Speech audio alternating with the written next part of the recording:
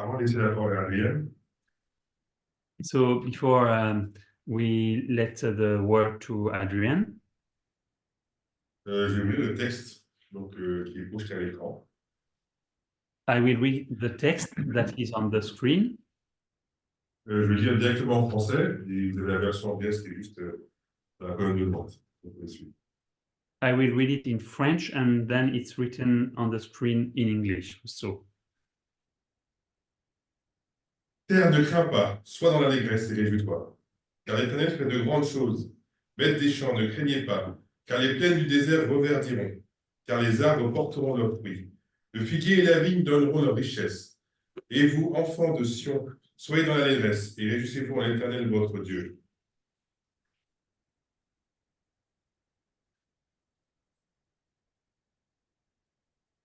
Car il vous donnera la pluie en son temps, il vous enverra la pluie de la première et de l'arrière-saison, comme autrefois.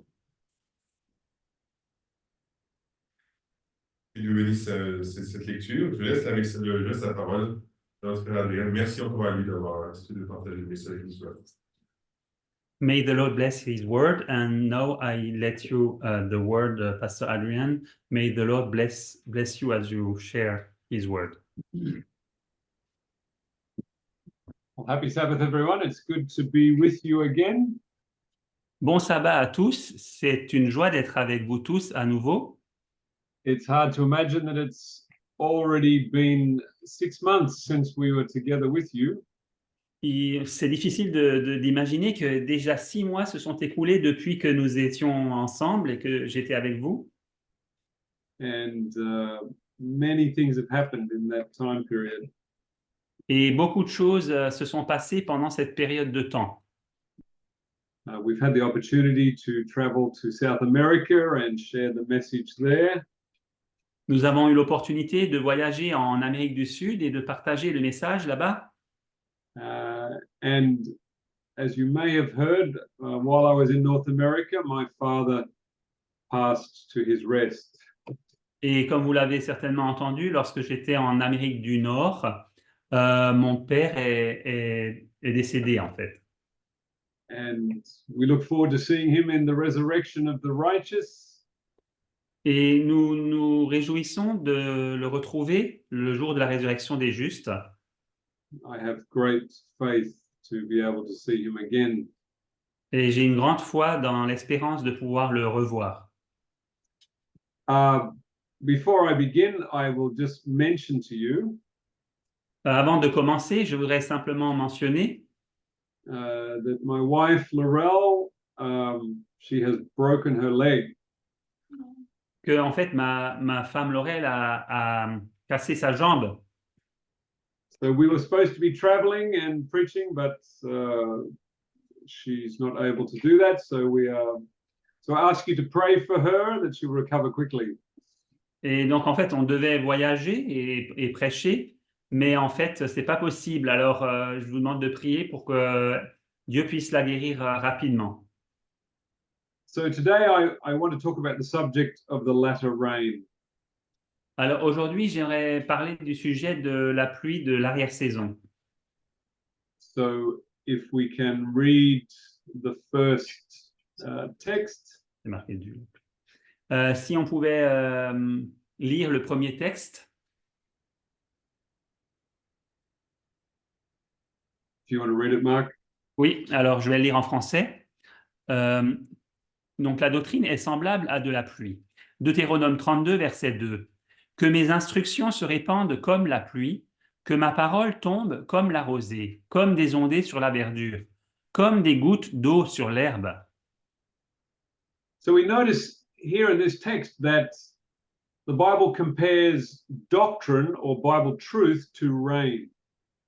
Donc, on voit ici dans ce texte que la Bible compare la doctrine ou la vérité biblique à la pluie. And in the next slide, we will have a statement from the Spirit of Prophecy. Dans la diapo suivante, nous avons une citation de l'Esprit de prophétie.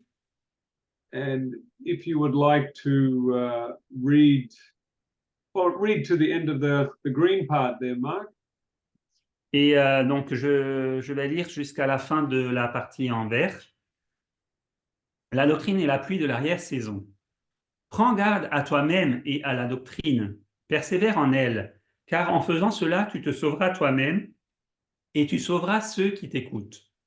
Soyez donc patients, frères, jusqu'à l'avènement du Seigneur. Voici que le laboureur attend le précieux fruit de la terre, et il l'attend avec une grande patience, jusqu'à recevoir la pluie de la première et de l'arrière-saison. So again, Ellen White is supporting this connection between doctrine and rain. Donc, on voit que Ellen White soutient ce lien, ce rapport qu'il y a entre la doctrine et la pluie. So let's come to the next slide and we'll look at our scripture reading. Alors, nous allons regarder la diapo suivante, qui est notre texte d'introduction. And notice the difference between the two versions. Et vous pouvez remarquer en fait la différence qu'il y a entre les deux versions. Alors, la première, elle est tirée de Louis II, Joël 2, verset 23. « Et vous, enfants de Sion, soyez dans l'allégresse et réjouissez-vous en l'Éternel votre Dieu, car il vous donnera la pluie en son temps. Il vous enverra la pluie de la première et de l'arrière-saison comme autrefois. » Et la deuxième version, c'est d'après une note dans la NBS. « Et vous, fils de Sion, réjouissez-vous et soyez dans l'allégresse en Jéhovah votre Dieu, car il vous a donné un enseignant de justice, et il fait descendre sur vous la pluie, l'aspersion et la collecte dès le commencement. » So we notice that the term former rain can also be translated as a teacher of righteousness. Donc, on remarque que l'expression « la pluie de la première saison » peut aussi être traduite cette expression peut être traduite par un enseignant de la justice. And if the rain or the latter rain is actually teaching, then you would expect there would be a teacher of righteousness. Donc, si la pluie de l'arrière-saison, en fait, est un enseignement, eh bien, on peut s'attendre à ce qu'il y ait un enseignant de justice. So now I want to put this Bible text into a historical context. Et maintenant, j'aimerais mettre ce texte biblique dans un contexte historique. And let's listen to A.T. Jones speaking about this. Et nous allons à présent écouter A.T. Jones qui parle de cela. So I read. Yes. OK. Donc, contexte historique. Vous vous souvenez que l'autre soir, alors que je lisais le 2e chapitre de Joël, l'un des frères, lorsque j'ai lu le 23e verset, le frère Corliss, a attiré l'attention sur la note. Vous en souvenez-vous? Et j'ai dit que nous aurions besoin de la note à un autre moment. Maintenant, je vous invite tous à lire cette note. Le verset 23 dit « Et vous, enfants de Sion, soyez dans l'allégresse et réjouissez-vous en l'Éternel, votre Dieu, car il vous donnera la pluie en son temps. Il vous enverra la pluie de la première et de l'arrière-saison comme autrefois. » Que dit la note? Un enseignant de justice. Il vous a donné un enseignant de justice. C'est du 7 février 1893. And if you would like to continue, Mark, on the next slide where Jones continues. On va continuer le développement de Jones. Comment? Selon la justice. Et il fera descendre pour vous la pluie. Alors, qu'est-ce que ce sera? Quand il donna la première pluie, qu'est-ce que c'était? Un enseignant de justice. Et quand il donnera la pluie de l'arrière-saison, qu'est-ce que ce sera? Un enseignant de justice. Comment? Selon la justice. Alors, n'est-ce pas exactement ce que le témoignage d'Ellen White nous a dit dans cet article qui vous a été lu plusieurs fois?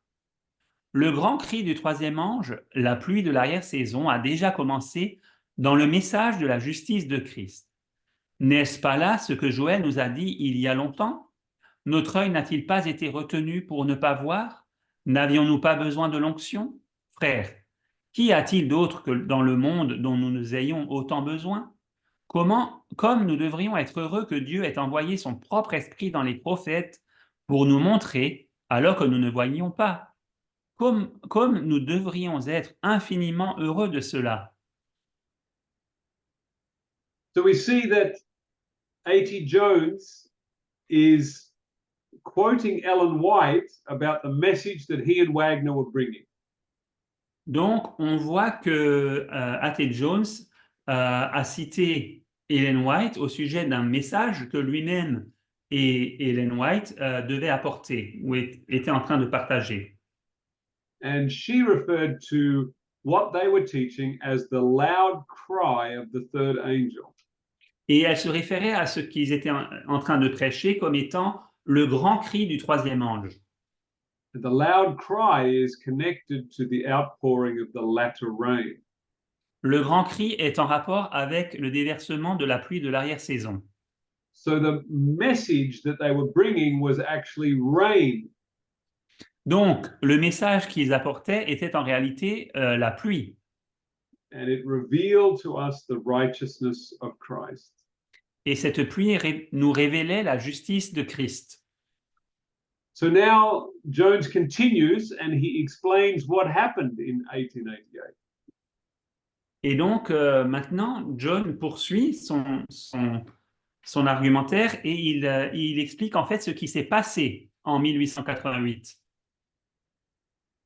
So let's read Alors, the next slide. Alors, je crois pas que j'ai lu la... C'est la troisième, celle-là, oui? Yeah, that's the one. OK. Donc, c'est marqué, eh bien, la pluie de l'arrière-saison, le grand cri, selon le témoignage et l'écriture, est l'enseignement de la justice, et selon la justice aussi. Frères, quand ce message de la justice du Christ a-t-il commencé pour nous en tant que peuple? Une ou deux personnes de l'auditoire, il y a 3 ou 4 ans. C'est-à-dire 3 ou 4, la congrégation, 4, 8, 4. Où était-ce? Certains dans la congrégation. Minneapolis. Alors, que rejetèrent les frères à Minneapolis? Certains dans la congrégation. Le grand cri. Quel est ce message de justice? Le témoignage nous a dit ce que c'est. Le grand cri, la pluie de l'arrière-saison. Alors, qu'ont rejeté les frères à Minneapolis dans la position redoutable où ils se trouvaient? Ils rejetèrent la pluie de l'arrière-saison, le grand cri du message du troisième ange. This is a very serious presentation from A.T. Jones. C'était une présentation très sérieuse de la part de A.T. Jones. He states that the Adventist Church at that time rejected the latter rain. Il affirme que l'Église adventiste de cette époque a rejeté la pluie de l'arrière-saison. And how did they reject the latter rain? Et comment l'ont-ils rejeté? They rejected the message that Jones and Wagner were bringing at that time. Ils rejetèrent le message que Jones et Wagner apportaient à ce moment. And so since this time in 1892-93, et donc depuis cette époque de 1892 et 1893, the loud cry message has been missing from the remnant church. Eh bien, depuis cette époque, le grand cri a fait défaut en fait de l'Église adventiste et de l'Église du reste. And we won't take the time to explain all of the problems that have come to the church because of this. Et nous n'allons pas prendre le temps d'expliquer tous les problèmes qu'a traversé en fait l'Église à cause de cela. But what I would point you to is where Ellen White tells us that the latter rain message would return. Mais ce que j'aimerais souligner, c'est ce que dit Ellen White lorsqu'elle nous dit où et quand ce grand cri, ce message de la pluie de l'arrière-saison reviendrait. So let's read on the next slide from Ellen White. Alors, lisons ce que dit Ellen White sur la diapo suivante. Alors, c'est dans Life Sketches. Quand le grand cri devait-il revenir? On entend actuellement dire que j'ai déclaré que New York allait être emporté par un raz-de-marée. Je n'ai jamais dit cela. J'ai dit, en regardant les grands bâtiments qui s'élevaient là-bas, étage après étage. Quelles scènes terribles se dérouleront lorsque le Seigneur se lèvera pour ébranler terriblement la terre. C'est alors que s'accompliront les paroles d'Apocalypse 18, versets 1 à 3. Tout le 18e chapitre de l'Apocalypse est un avertissement de ce qui va arriver sur la terre. Mais je n'ai pas de lumière particulière sur ce qui se prépare à New York. Je sais seulement qu'un jour, les grands bâtiments de cette ville seront renversés par la puissance de Dieu. So in this statement, Ellen White connects the verses of Revelation 18, 1 to 3 with the great buildings in New York being thrown down. Et donc, dans ce paragraphe, Ellen White établit un lien entre donc, les paroles d'Apocalypse 18, 1 à 3 et l'effondrement des grands bâtiments qui se trouvent à New York. And of course, Revelation 18, 1 to 3 speaks about the fourth angel. Et bien sûr, Apocalypse 18, versets 1 à 3 nous parle du message du quatrième ange. A message that would lighten the whole earth with its glory. Un message qui éclairerait la terre entière de sa gloire. And she says that this would begin when the great buildings in New York would be thrown down. Et elle dit que ce message donc commencerait lorsque les grands bâtiments de cette ville seraient renversés. So we know that the greatest buildings in New York were thrown down on September 11, 2001.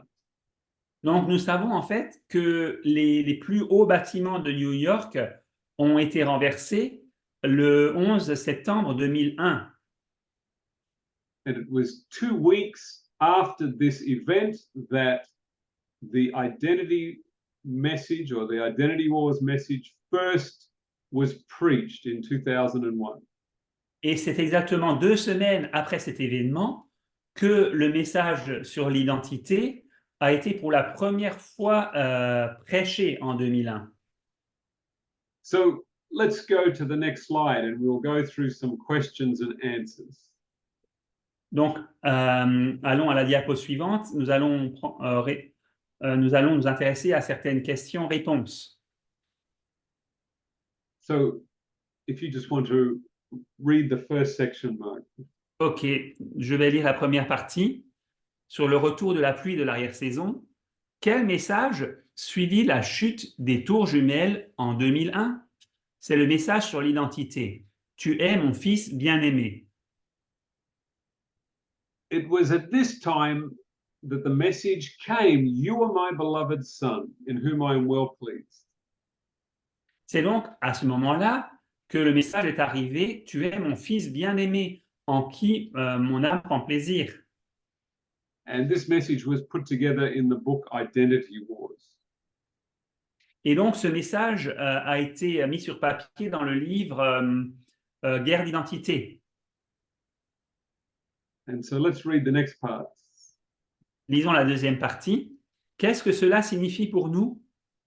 Nous sommes acceptés et réconciliés en tant qu'enfants de Dieu par la filiation de Jésus-Christ. Sa filiation est notre filiation. Sa victoire dans le désert nous est donnée gratuitement. Jésus-Christ en anglais, page 123. And that actually should be page 113 in Desire of Ages. I have a mistake there. Ah, c'est alors, maybe it's in French then, I don't know. I've got 1, 2, 3 in English, so. But yeah, maybe that's a different quote. No, I think it's okay. So. It's about the filiation of Jesus Christ. Yes, the victory. Yes, his victory is ours. So that's His victory is given us freely. Yes, that's correct. Ouais. And there was a statement from Ellen White in Desire of Ages, page 113 in English. Donc, il y a une citation d'Ellen White à la page 113 en anglais, where it says that the message that was spoken to Jesus is given to every one of us. où il est dit que le message qui a été dit à Jésus-Christ, eh bien, il est pour chacun de nous. That we are his beloved children in whom he delights. Et que nous sommes ses enfants bien-aimés, de qui il fait ses délices. And the simple truth of these words spoken at Jesus' baptism Et donc, la vérité simple de ces paroles qui ont été prononcées au baptême de Jésus has led us to realize that we were accepted in Christ before he died on the cross. nous ont permis de réaliser que nous étions acceptés en Christ avant qu'il soit mort sur la croix. And this has caused us to re-look at the whole gospel. Et tout cela nous a conduit à reconsidérer l'ensemble de l'Évangile. So let's go to the next slide and read this questions and answers. Voyons ces questions-réponses sur la diapo suivante. Sur le retour de la pluie de l'arrière-saison. Quelle structure relationnelle la véritable filialité de Jésus nous a-t-elle donnée? C'est le modèle divin de source et canal dans le Père et le Fils. Quelles en sont les implications pour les relations humaines? Cela nous donna le modèle juste pour le mariage et nous révéla le canal de bénédiction qui s'écoule du Père vers le Fils, vers le mari, vers la femme, d'après 1 Corinthiens 8, verset 6 et 1 Corinthiens 11. Quel fut le texte biblique mentionné qui devait être apporté au monde? Les pères sont la gloire de leurs enfants. Proverbe 17, verset 6. And for those of you who are not familiar with the story, Et pour ceux d'entre vous qui ne sont pas familiers avec cette histoire, it was after the preaching of the message, the glory of children, que c'était après donc cette prédication du message sur la gloire des enfants, and this message was speaking about how that the words that a father speaks over his children brings blessing. que en fait ce message qui nous disait en fait que la manière dont un père parle à ses enfants peut apporter la bénédiction, which is in the same pattern as the father spoke over his son at the baptism. qui suit ce modèle en fait de la façon dont le père a parlé à son fils lors de son baptême. This is a key part of the gospel. Cela est une partie centrale et essentielle de l'Évangile. And this is the text that where I was instructed, you must take this message to the whole world. Et en fait, c'est à partir de ce texte que j'ai eu cette instruction d'apporter ce message au monde entier. That your value is not in yourself. Que en fait, ta valeur n'est pas en toi-même. Your value comes from your Father in heaven. Que en fait, ta valeur vient de ton Père qui est dans le ciel. And this has opened up for us a complete system of truth. Et cela nous a ouvert la compréhension sur un système de vérité complet. And it has led us back to the foundations of the 1888 message. Qui nous a ramenés au fondement du message de 1888. So let us continue with some questions and answers about this message. Alors, continuons quant à des questions et des réponses sur ce message. Alors, comment le royaume de Dieu progresse-t-il? Dieu enseigne son royaume à ses enfants par les parents et deuxièmement par la famille élargie, les pasteurs, les anciens et les enseignants. Quelle est la parole prononcée? Tu es mon enfant bien-aimé, en qui mon âme prend plaisir. Comment nous réclamons-nous de cela? en croyant que Dieu nous aime comme il aime son Fils, et en devenant ses enfants par la foi, d'après Jean 17, 26 et Galates 2, verset 16. And we see here the role of parents and pastors in speaking blessing and value over children and the congregation. Et nous voyons ici le rôle des pères et aussi des pasteurs en prononçant des paroles qui donnent de la valeur à leurs enfants et à leur congrégation. And this is why last time when I was with you, we had a time of blessing and inviting people to receive the word. You are my beloved child. Et c'est pourquoi la dernière fois, lorsque j'étais avec vous, nous avons eu un temps de bénédiction pour vous inviter pour inviter chacun à recevoir cette parole de bénédiction. Tu es mon enfant bien-aimé. So let's continue with some questions and answers. Alors, continuons avec quelques questions et leurs réponses. Quelle est l'assurance que nous sommes ses enfants? Galates 4, verset 6. Et parce que vous êtes fils, Dieu a envoyé dans nos cœurs l'esprit de son Fils, lequel crie Abba, Père. Et Romains 8, verset 16. L'Esprit lui-même rend témoignage à notre esprit que nous sommes enfants de Dieu. Qu'est-ce qui nous permet de saisir cela par la foi? Jésus, en tant qu'auteur de la foi et que Fils de Dieu, s'en remet à son Père comme véritable Fils. Sa foi est donc une foi réelle en son Père, et cette foi, la foi de Jésus, est notre héritage. So now we are talking about what is it that enables us to believe that we are children of God? Ici, nous parlons de ce qui nous permet de croire que nous sommes des enfants de Dieu. This is the great thing that tests all of us. C'est la grande chose qui nous teste, qui nous met tous à l'épreuve. Because we are all sinners. Parce que nous sommes tous des pécheurs. And Satan tempts us and says, you're not a child of God.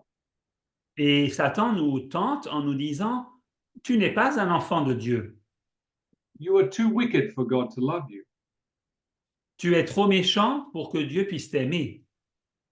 So how do we overcome Satan's temptation to discourage us from believing we are his children, God's children? Alors, comment pouvons-nous vaincre les tentations de Satan qui cherchent à nous décourager de croire que nous sommes les enfants de Dieu? We see here that the faith of Jesus is a critical part of us believing that we are children of God. Nous voyons ici que la foi de Jésus est une partie essentielle qui nous permet de croire que nous sommes des enfants de Dieu. Because Jesus is God's Son. Puisque Jésus est le Fils de Dieu, and he believes in that he is a son of God, et qu'il croit qu'il est un fils de Dieu, or should I say the son of God, ou plutôt le Fils de Dieu, when the Spirit of Jesus dwells in us, we have the assurance that we are children of God. et donc, lorsque l'Esprit de Jésus demeure en nous, nous avons l'assurance que nous sommes des enfants de Dieu. So now we come to a very critical part of this message. Et maintenant, nous arrivons à une partie vraiment essentielle et centrale de ce message. So let's read the next slide. Lisons la diapo suivante. Comment acquérons-nous cette foi? En croyant au nom du Fils de Dieu, d'après Jean 3, 18. Que signifie croire en son nom?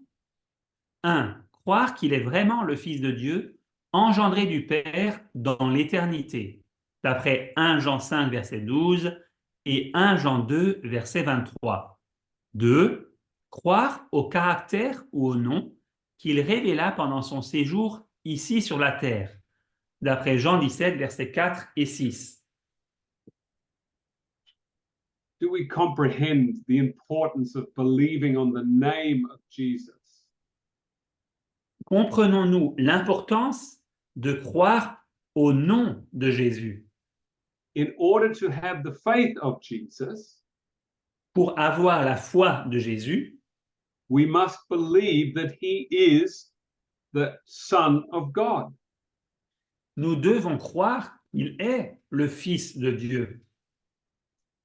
If we believe in the Trinity, Et si nous croyons en la Trinité, we cannot see that the Son of God has the faith that we need to connect to our Father in heaven. nous ne pouvons pas voir que le Fils de Dieu ou que Jésus a la foi dont nous avons besoin pour être en connexion avec le ciel. And without going into too much detail, Et sans entrer dans trop de détails, this is because God the Son has faith in himself.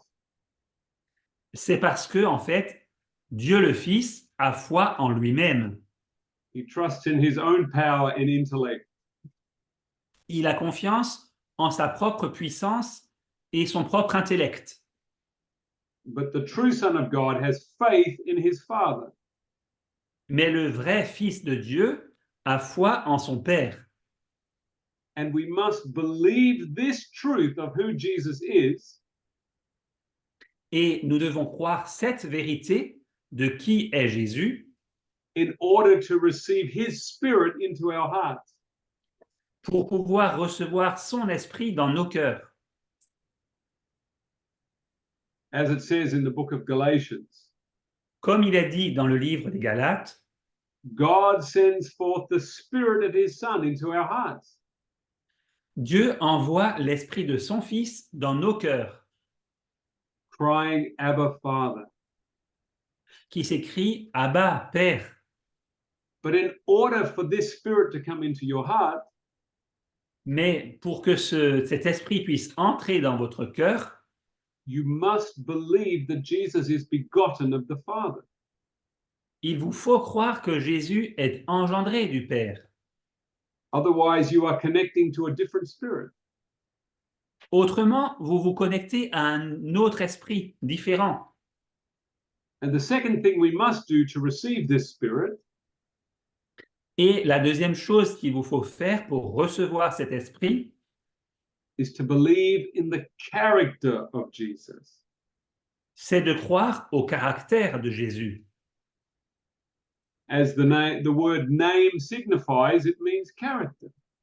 Comme en fait le signifie le mot nom, il veut dire caractère. If we believe that Jesus can be violent and can destroy and kill people, Si nous croyons que Jésus peut être violent et détruire et tuer des gens, then we cannot receive the Spirit of Jesus in its fullness. alors nous ne pouvons pas recevoir l'esprit de Jésus dans sa plénitude. Because you must believe on the name and the character of Jesus Parce Christ. que vous devez croire au nom et au caractère de Jésus-Christ. This is the very foundational truth of this message. C'est ici la vérité la plus fondatrice de ce message. So when the Spirit of Jesus comes into your heart, Donc, lorsque l'esprit de Jésus entre dans votre cœur, it will cause you to turn towards your Father in heaven. il vous conduira à vous tourner vers votre Père qui est dans le ciel. Because Jesus is always looking to his Father. Parce que Jésus regarde toujours à son Père. So let us now read the next slide. Alors lisons à présent la diapo suivante. Quel est l'effet de ce message du grand cri? Il ramènera le cœur des pères à leurs enfants et le cœur des enfants à leurs pères. Malachie 4, versets 5 et 6. Pourquoi agit-il ainsi? Parce que la justification par la foi, c'est croire que vous êtes un enfant de Dieu à travers la filiation de Jésus et qu'elle se manifeste par l'intermédiaire de ses agents ou canaux parentaux. Whenever a child expresses love to his parents, Lorsqu'un enfant exprime de l'amour envers ses parents, whenever a child honors and obeys his parents faithfully, quand un enfant honore ses parents et leur obéit avec fidélité, he is manifesting the Spirit of Jesus. il manifeste l'esprit de Jésus. And a child that is obedient to his parents Et un enfant qui est obéissant à ses parents is preparing himself to become directly a son of God. eh bien, il se prépare à devenir un enfant, directement un enfant de Dieu. And the only way that we can be obedient and trusting in our parents and in God Et donc, pour nous, la seule manière pour nous d'avoir confiance et d'obéir à nos parents et d'avoir confiance en Dieu, is to have the true Spirit of Jesus dwelling in your hearts. eh bien, c'est d'avoir le véritable esprit de Jésus qui demeure dans votre cœur. Do we understand then what it means to be righteous by faith? Alors, comprenons-nous ce que cela signifie que d'être juste par la foi? As we say, as I've written on this slide, Comme je l'ai marqué donc sur cette diapo, righteousness by faith, la that's the last justification par slide. Last slide.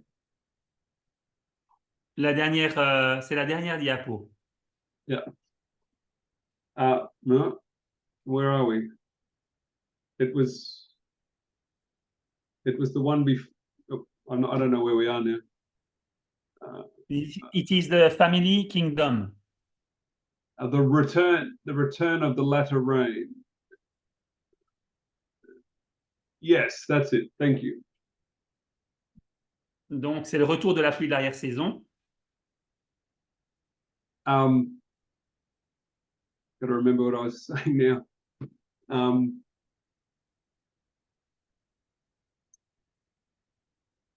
Yes, that righteousness by faith. Donc, la justification par la foi Is to believe that you are a child of God. C'est de croire que vous êtes un enfant de Dieu. Through the sonship of Jesus Christ. Au travers donc de la filiation de Jésus-Christ.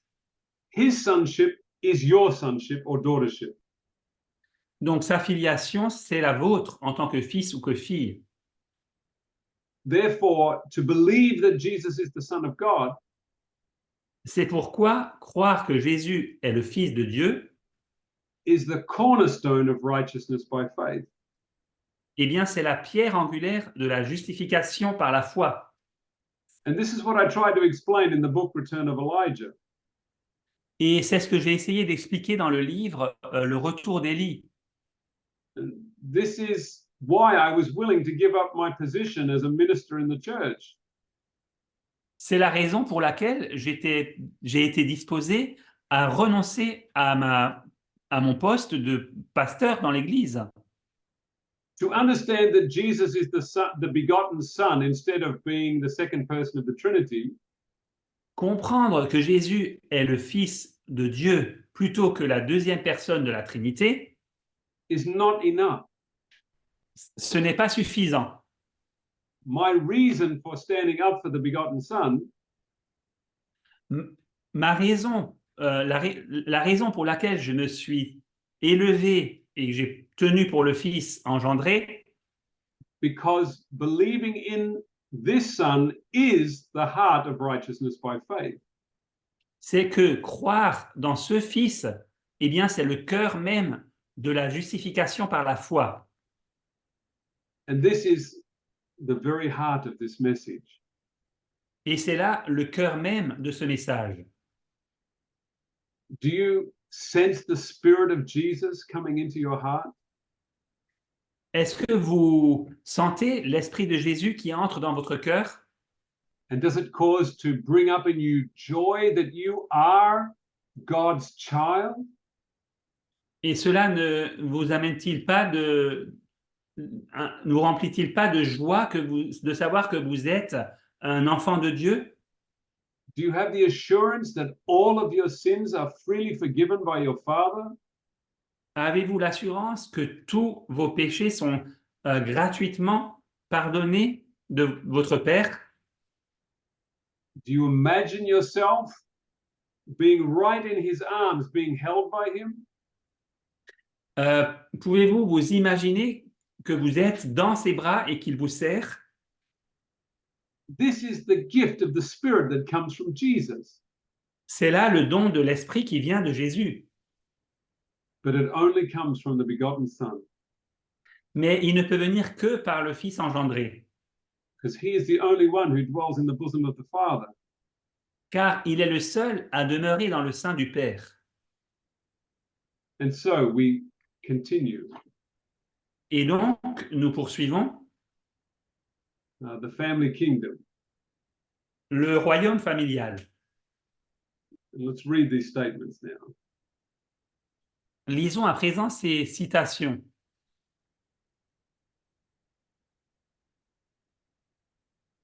Alors, donc, Foyer chrétien, page 25. Les progrès de l'Église dépendent des influences familiales.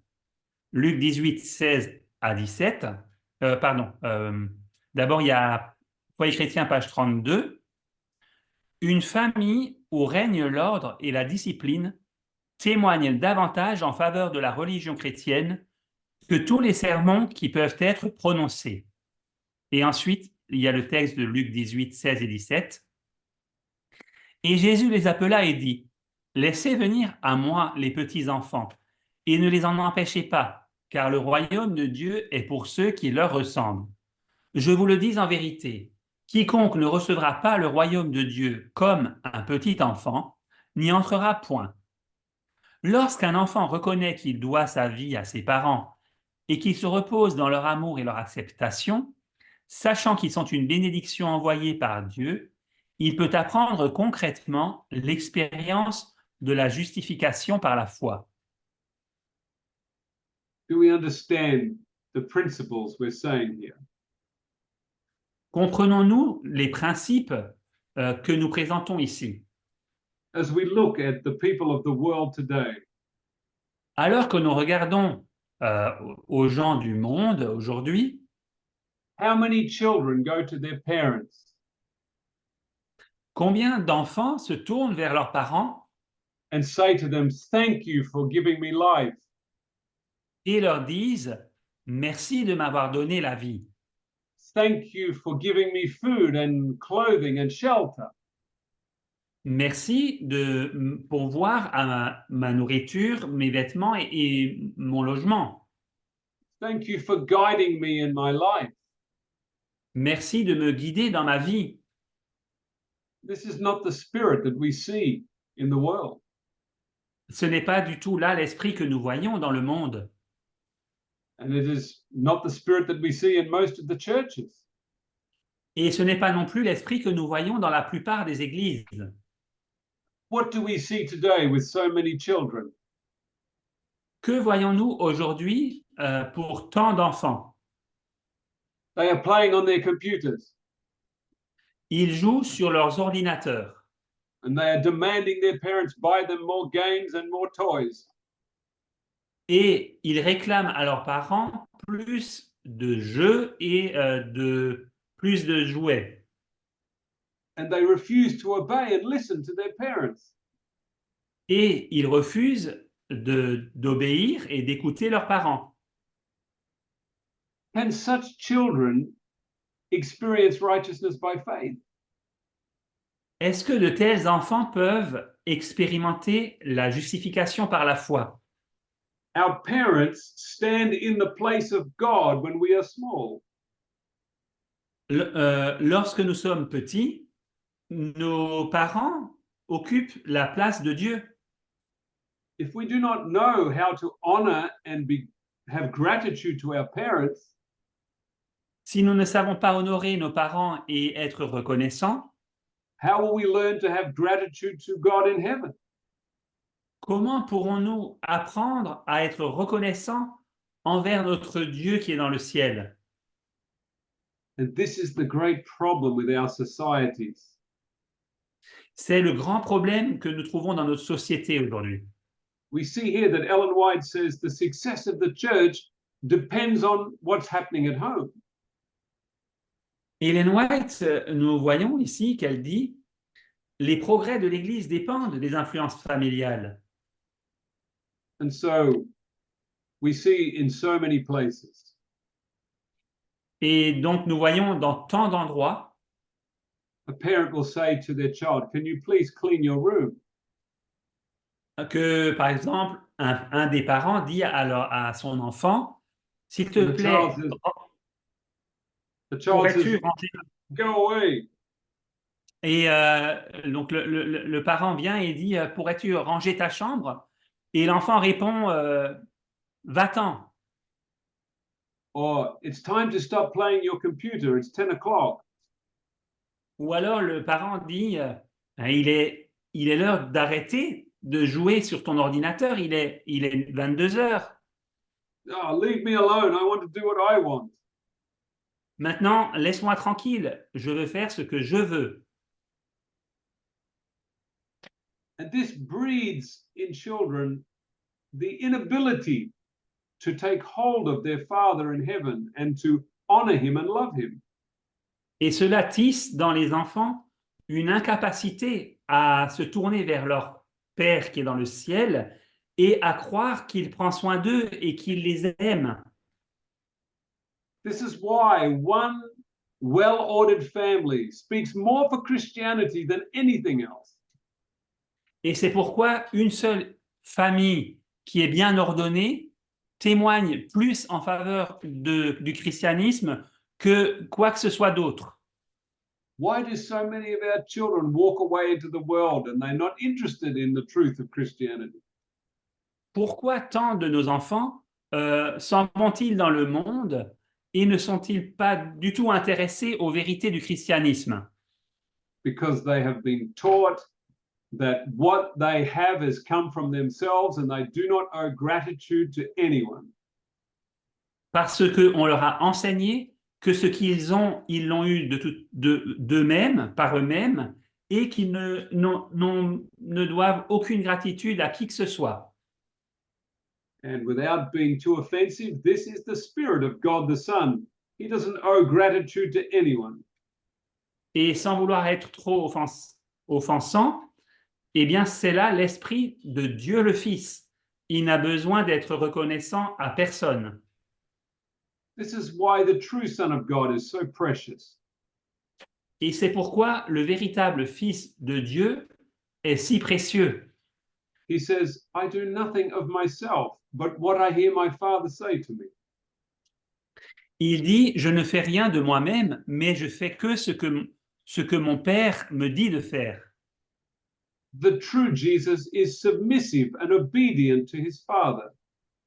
Le véritable Jésus est soumis et obéissant à son Père. And this is the spirit that we need in our hearts. Et c'est là l'esprit qu'il nous faut dans nos cœurs. And when this spirit comes to us, Et lorsque cet esprit vient vers nous, the hearts of children will be turned to their fathers and mothers. eh bien, les cœurs des enfants se tourneront vers leur père et vers leur mère. And the hearts of parents will be turned to their children. Et les cœurs des parents se tourneront vers leurs enfants. They will care for them and they will love them. Ils prendront soin d'eux et les aimeront. They will not speak words to them to curse them. Ils ne prononceront pas de paroles pour les maudire. And they won't try to control them in every single point. Et ils ne chercheront pas à les contrôler dans les moindres détails. But they will give them as much freedom as possible. Mais ils leur donneront autant de liberté que possible. Because this is the spirit of our Father. Parce que c'est l'esprit de notre Père. And so now let us continue with our next slide. Et donc, à présent, continuons avec la diapo suivante. Il n'y a pas de crainte dans l'amour. Comment demeurer dans l'amour du Père? En croyant que votre Père ne vous condamnera jamais et ne vous fera jamais de mal. Comment en être sûr? En croyant que Dieu a pleinement révélé le caractère du Père lorsqu'il est venu sur la terre. Quelle est la cause de la peur qui nous empêche d'aimer pleinement Dieu? La crainte que Dieu nous condamne et nous punisse de mort. D'après 1 Jean 4, verset 18, la crainte des tourments ou de l'infliction pénale. And here we see the subject of the character of God is very important. Et nous voyons ici que le sujet du caractère de Dieu est très important. If we have the fear that if we don't do everything God wants, that he will kill us, Si nous avons cette crainte que si nous ne faisons pas tout ce que Dieu veut, il nous tuera, how strong is your assurance that you are a child of God? alors quelle est la force de votre assurance que vous êtes un enfant de Dieu? It is the truth that our Father would never harm us that enables us to hold on our faith. C'est cette vérité que notre Père, selon laquelle notre Père ne nous fera jamais de mal, qui nous donne la force de nous accrocher à lui par la foi. And this is where we come to the beauty of the cross as we now understand it. Et c'est donc là que nous arrivons à la beauté de la croix telle que nous la comprenons aujourd'hui. I was just reading an article before this presentation. J'étais juste en train de lire un article avant de commencer cette présentation. It's in the main newspaper of the Adventist Church, the Review. Cet article est dans la revue principale de l'Église adventiste, la revue adventiste. And I just want to read to you part of what he says here. Et j'aimerais simplement vous lire une partie de ce qui est dit ici. This Adventist theologian says this. Ce théologien adventiste nous dit cela. In summary, rather than killing us for violating his law, the Father killed Jesus instead. Donc, en résumé, plutôt que de nous tuer nous pour avoir transgressé la loi, le Père a tué son Fils à la place. This is what Christianity teaches. Et c'est là ce que enseigne le christianisme. God killed his own son. Dieu a tué son propre Fils. How much confidence does this give you that God is a good person? Et quel degré de confiance cela vous apporte-t-il que Dieu est une bonne personne? And this is where we come to the next slide. Et c'est là que nous arrivons à la diapo suivante. La beauté de la croix. Mais le Père n'a-t-il pas puni son Fils sur la croix à notre place? Matthieu 16, 24. Jésus définit la croix comme le renoncement à soi-même ou ne pas répondre lorsque quelqu'un vous blesse. Qu'est-ce que la croix? C'est une révélation à nos sens émoussés de la souffrance que Dieu et son Fils ont endurée au cours des 6000 dernières années. Alors, qui a exigé la croix? Dieu n'a pas eu besoin de la mort de son Fils pour nous pardonner. L'humanité, inspirée par Satan, a exigé la mort du Christ pour croire que Dieu nous pardonnerait. Dieu nous a donné son Fils afin que nous puissions nous satisfaire de sa mort pour que Dieu nous pardonne. What a revelation this is to the human heart. Quelle révélation nous avons ici pour le cœur humain. This brings us to the heart of the latter rain message. Cela nous conduit directement au cœur du message de la pluie de l'arrière-saison. God didn't demand the cross. Dieu n'a pas demandé la croix, but because we thought this is what God wanted. mais étant donné que nous pensions que c'est là ce que Dieu voulait, God gave us his son in order that we may satisfy ourselves in his death. eh bien Dieu nous a donné son Fils afin que nous puissions nous satisfaire dans sa mort. And we see this beautifully expressed in the 1888 message on the next slide. Et nous le voyons magnifiquement exprimé dans le message de 1888, tel que c'est dit sur cette diapo suivante. Dans Present Truth du 30 août 1994, bien sûr, l'idée d'une propitiation ou d'un sacrifice est qu'il y a une colère à apaiser. Mais notez bien que c'est nous qui exigeons le sacrifice et non Dieu. De Wagner, la justice de la miséricorde. When I read this from Wagner, I was filled with joy. Lorsque j'ai lu cette citation de Wagner, cela m'a rempli de joie. This is the message that the Adventist Church rejected in the 1890s. C'est là le message que l'Église adventiste a rejeté dans les années 1890. It is not God who demanded the sacrifice, but us. Ce n'est pas Dieu qui a demandé ce sacrifice, mais c'est nous. And this brings us to the whole question of what is the atonement?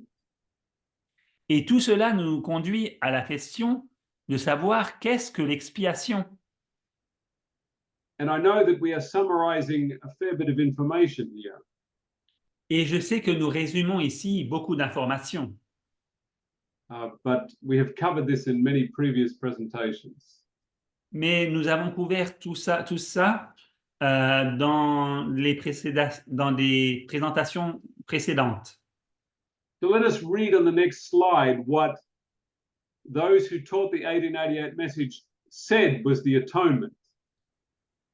Alors, lisons sur la diapo suivante ce que les enseignants du message de 1888 considéraient être l'expiation. Alors, George Fifield a dit en 1897, le mot expiation, donc atonement en anglais, signifie être à nouveau un. Le péché avait entraîné la misère qui avait à son tour entraîné une mauvaise compréhension du caractère de Dieu. Les hommes en étaient venus à haïr Dieu au lieu de l'aimer. Et en haïssant le Père unique, ils haïssaient aussi l'homme, leur frère. Ainsi, au lieu d'une seule famille et d'un seul Père, les hommes étaient séparés de Dieu et les uns des autres, et maintenus à l'écart par la haine et l'égoïsme. Il devait donc y avoir une expiation. Une expiation ne peut se faire que par Dieu, qui révèle pleinement son amour en dépit du péché et de la tristesse. Ainsi, les cœurs des hommes peuvent être touchés par la tendresse de Dieu et délivrés des tromperies de Satan. Ils peuvent voir à quel point ils ont méconnu l'être divin et ont méprisé l'esprit de sa grâce. C'est comme cela qu'ils peuvent être amenés, comme des frères prodigues, à revenir à la maison du Père dans une bienheureuse unité. L'expiation n'a pas pour but d'apaiser la colère de Dieu, afin que les hommes osent venir à lui, mais de révéler son amour afin qu'ils viennent à lui. I hope you'll remember this statement. J'espère que vous vous souviendrez de cette citation. Fifield explains here Alors, Fifield explique ici that an atonement comes when we see we have misunderstood God. qu'une expiation arrive lorsque nous voyons, que nous reconnaissons que nous avons mal compris Dieu. We didn't see how much he loved us. Nous n'avons pas vu à quel point il nous aimait. And this allowed us to go in our sins because we thought he was harsh and exacting. Et cela nous a permis, en fait, de demeurer dans nos péchés parce que nous avons vu combien il était dur et qu'il exigeait de choses. But now we have the truth of his character. Mais maintenant, nous connaissons la vérité de son caractère. We have the atonement. Our hearts are reconciled to him. Nous avons l'expiation et nos cœurs sont réconciliés à lui. This speaks nothing of the need for God to see literal blood flowing out of his son before he would stop being angry with us.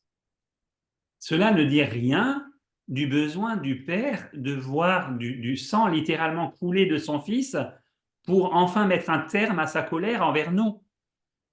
This is the 1888 understanding of the atonement. C'est ici la compréhension de l'expiation selon 1888. And so now we come to the next slide, and Wagner gives more detail to this now.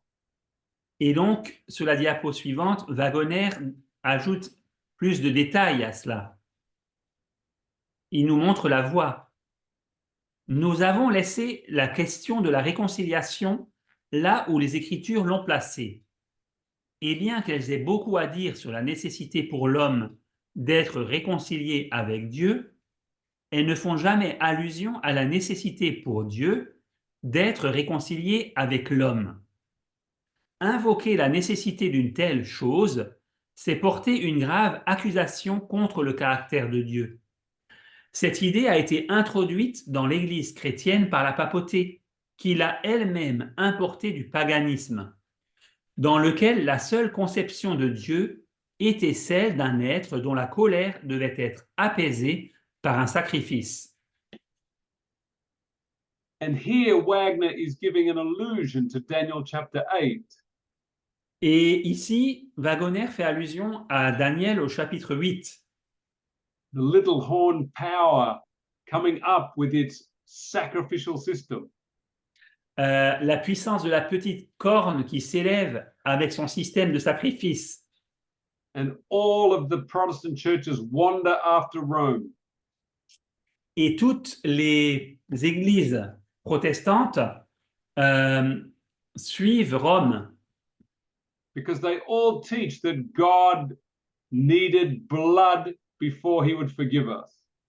Car elles enseignent toutes que Dieu réclamait du sang avant de pouvoir nous pardonner. But this is not the 1888 message. Mais ce n'est pas le message de 1888. So what then about the blood of Jesus? Alors, qu'en est-il du sang de Jésus? Doesn't the Bible say we are cleansed by the blood of Jesus? La Bible ne nous dit-elle pas que nous sommes purifiés par le sang de Jésus? Let Wagner answer this in the next slide. Permettons à Wagoner de répondre à cette question dans la diapo suivante. Mais qu'en est-il du sang de Christ? La question que nous devons nous poser est donc de savoir ce que signifie être purifié par le sang de Christ. Wagoner répond à cette question. Mais comment se fait-il que l'effusion de sang, même le sang de Christ, puisse enlever les péchés? Tout simplement parce que le sang est la vie, car la vie de la chair est dans le sang. Je vous l'ai donné sur l'autel, afin qu'il serve d'expiation pour vos âmes, car c'est par la vie que le sang fait l'expiation, selon Lévitique 17, verset 11. Ainsi, lorsque nous lisons qu'il n'y a pas de rémission sans effusion de sang, nous savons que cela signifie qu'aucun péché ne peut être effacé si ce n'est par la vie de Christ. Il n'y a pas de péché en lui. Par conséquent, lorsqu'il transmet sa vie à une âme, celle-ci est immédiatement purifiée du péché, selon Present Truth, 21 septembre 1893. And so we ask a vital question. Et donc, nous posons une question vitale. If you could purchase the literal blood of Jesus in a bottle, Si vous pouviez acheter le sang littéral même de Jésus dans une bouteille and you poured this blood all over yourself, et que vous répandiez sur sang sur vous-même and you drank this blood, et que vous buviez, would it stop you from sinning? est-ce que cela vous empêcherait-il de pécher? Is there some magic in the blood, the physical blood of Jesus, that changes your brain and stops you from sinning? Y a-t-il une sorte de magie dans le sang physique de Jésus qui vous empêche et vous permet d'arrêter de pécher? This is not what Jesus means by blood.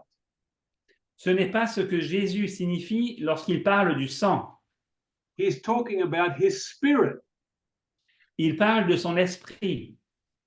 When the spirit of Jesus comes into you, Lorsque l'esprit de Jésus entre en vous, you are cleansed of your sinfulness. vous êtes purifié de votre péché. The false gospel declares you to be righteous when you are not. Le faux évangile vous déclare juste, tandis que vous ne l'êtes pas. The true gospel makes you righteous by giving you the spirit of Jesus. Le véritable évangile vous rend juste en vous donnant l'esprit de Jésus.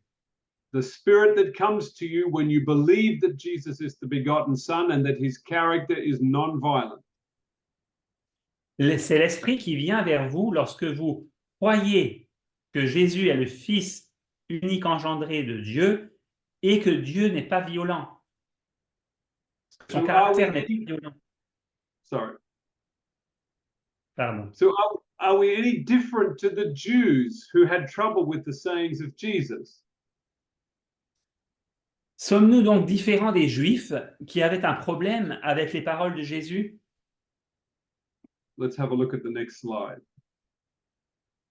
Lisons la diapo suivante. Alors, il y a Jean 6, verset 53. Jésus leur dit, en vérité, je vous le dis, si vous ne mangez la chair du Fils de l'homme et si vous ne buvez son sang, vous n'avez point la vie en vous-même. Jean 6, verset 60. Plusieurs de ses disciples, après l'avoir entendu, dirent, cette parole est dure, qui peut l'écouter? Ils pensaient que Jésus parlait du sang littéral alors qu'il parlait de sa vie. Aujourd'hui, lorsque les chrétiens lisent que le sang de Christ nous purifie de tout péché, ils pensent au sang littéral de Christ, alors qu'il s'agit de sa vie, comme l'enseigne Wagoner. Do you have that song in French, There's Power in the Blood? Oui, avez-vous ce chant en français, il y a de la puissance dans le sang? Where is this power?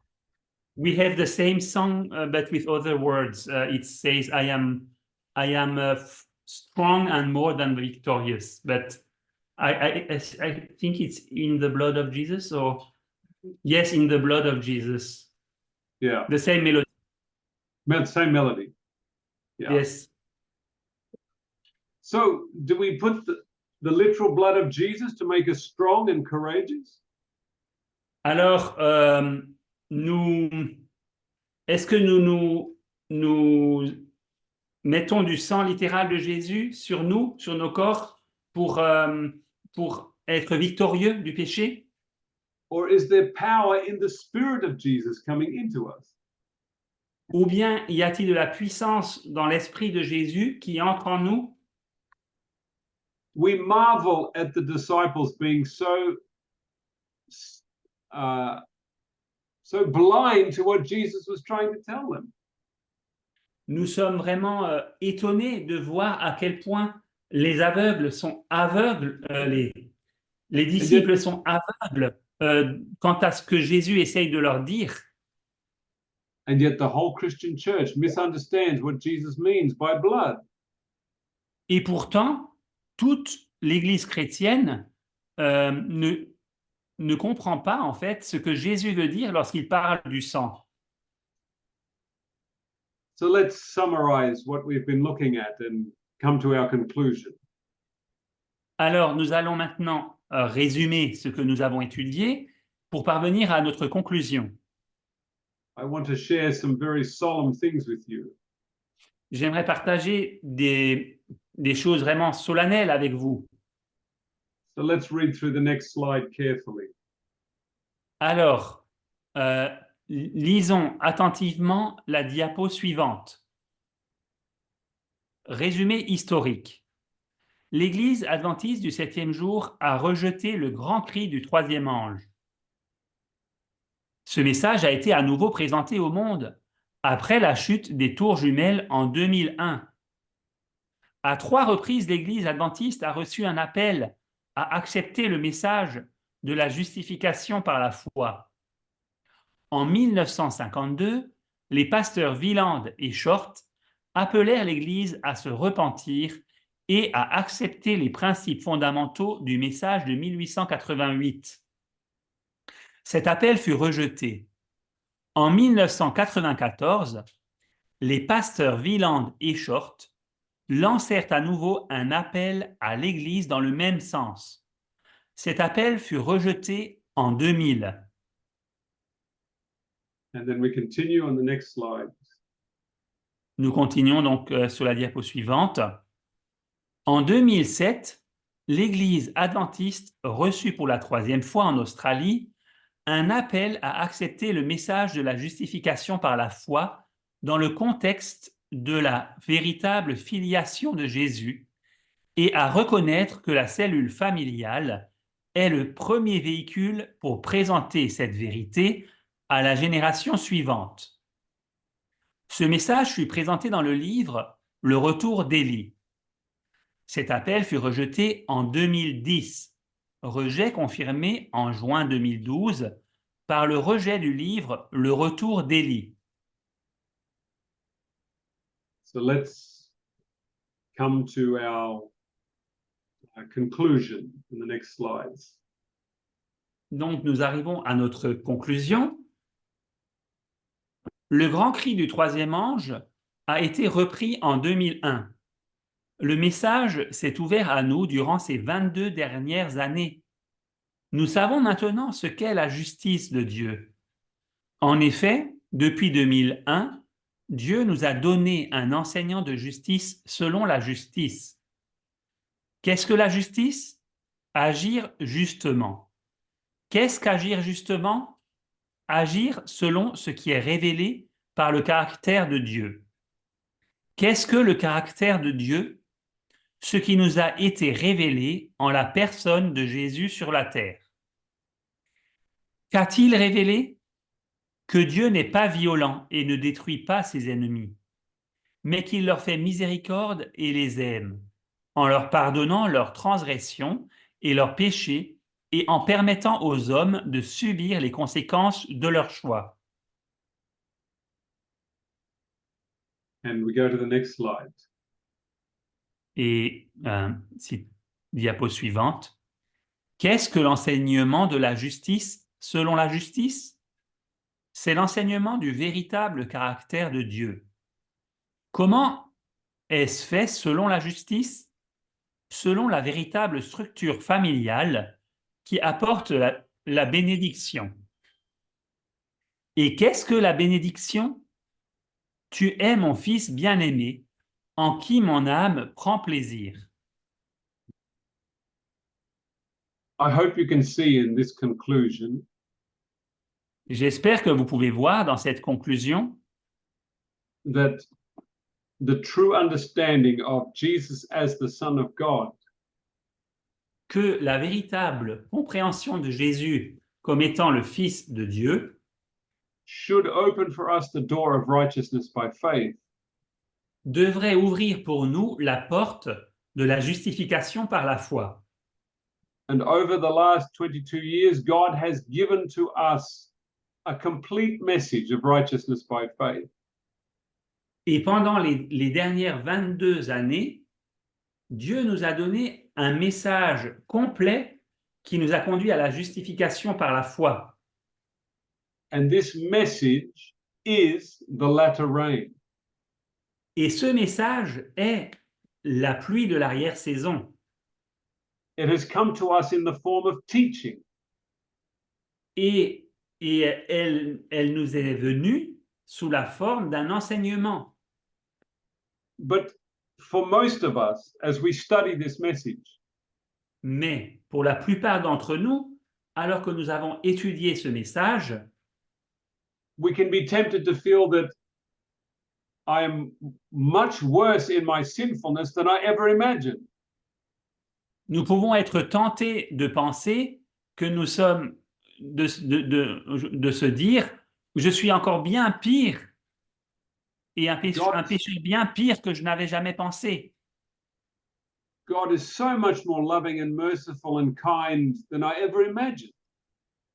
Dieu est tellement plus bon, aimant, miséricordieux et prêt à pardonner que je ne l'avais jamais imaginé. But this is the work of this message, to prepare us to receive the outpouring of the Spirit. Mais c'est là l'œuvre de ce message, de nous préparer à recevoir le Saint-Esprit qui sera déversé. We are not far away from receiving this outpouring of the Holy Spirit. Nous ne sommes pas loin de recevoir ce déversement du Saint-Esprit. But the key to all of this is believing on the name of the Son of God. Mais la clé de tout cela, c'est de croire au nom du Fils de Dieu. So I will let A.T. Jones finish this presentation with the next two slides. Donc, je vais laisser A.T. Jones conclure cette présentation avec les 2 diapos suivantes. N'est-il donc pas parfaitement clair que dans le précieux message de la justification par la foi que Dieu a envoyé à son peuple, il n'a cherché qu'à le préparer à recevoir le don du Saint-Esprit, le baptême du Saint-Esprit? Et n'est-il pas tout aussi évident que ceux qui ont refusé ce message de la justice de Dieu, ceux qui ont douté, qui l'ont dédaigné, qui ont pensé que ce n'était pas grand-chose, se sont coupés de la possibilité de recevoir le baptême du Saint-Esprit? Encore une fois, la promesse de l'Esprit n'est reçue que par la foi. C'est le sceau de la justice de Dieu, et la justice de Dieu ne s'obtient que par la foi. Ne voyez-vous donc pas que dans son précieux message de la justification par la foi, le Seigneur a miséricordieusement ravivé et cultivé la foi dans son peuple, afin que lorsque le temps de l'effusion de son esprit dans la pluie de l'arrière-saison serait pleinement venu, il soit tellement familiarisé avec l'exercice de la foi qu'il puisse immédiatement recevoir la promesse de l'Esprit par la foi? I hope that you grasp the significance of this statement. J'espère que vous saisissez la signification de cette citation. The message that we are learning now is developing our faith. Le message que nous étudions maintenant développe notre foi. Because we are obtaining the faith of Jesus. Parce que nous obtenons la foi de Jésus. So that when the Spirit is poured out in great power, et donc, afin que lorsque donc l'Esprit sera répandu sur nous avec une grande puissance, and all of our sins come up before us, et que tous nos péchés s'élèveront devant nous, the faith of Jesus in us will be enabled to take hold of the righteousness of God. La foi de Jésus en nous nous permettra de nous saisir de la justice de Dieu. And this is just ahead of us. Et cela est tout juste devant nous. And so we come to our final conclusion, last slide. Et donc, nous arrivons à notre dernière conclusion, qui est la dernière diapo. La vérité du Fils de Dieu. La vérité du système de bénédiction familiale, ramener le cœur des pères, la vérité du caractère du Père comme étant non violent et ne condamnant pas, la vérité de la croix comme étant un révélateur du système de justice des hommes et de la souffrance du Père et du Fils, le sang de Christ est la vie de Christ qui purifie et non le sang littéral. Ces choses nous préparent à avoir la foi pour recevoir la pluie de l'arrière-saison. And so I pray, brothers and sisters, that we are all preparing to receive the outpouring of the latter rain. Et donc, mes frères et sœurs, je prie que nous soyons tous préparés à recevoir cette pluie de l'arrière-saison qui va être déversée. And as we have been listening to this message, the drops of the latter rain are falling upon us. Et alors que nous avons écouté ce message, eh bien, déjà des gouttes de la pluie de l'arrière-saison tombent sur nous. And soon Christ will be fully manifest in us through his Spirit. Et bientôt, Christ sera pleinement manifesté en nous par son esprit. To some of us, we may be tempted to think this is impossible. Peut-être que certains d'entre nous sommes tentés de penser que c'est impossible. I'm such a sinner. Je suis un tel pécheur. But the faith of Jesus tells us, I will be like Christ. Mais la foi de Jésus nous dit, je serai comme Christ. He will completely change me and make me like Jesus. Il me changera complètement et me rendra semblable à Jésus. So I pray that we'll all be ready for the outpouring of the fullness of the Spirit. Et donc, je prie que nous soyons tous prêts pour la plénitude de l'Esprit qui sera déversé. Thank you for listening. Merci de votre attention.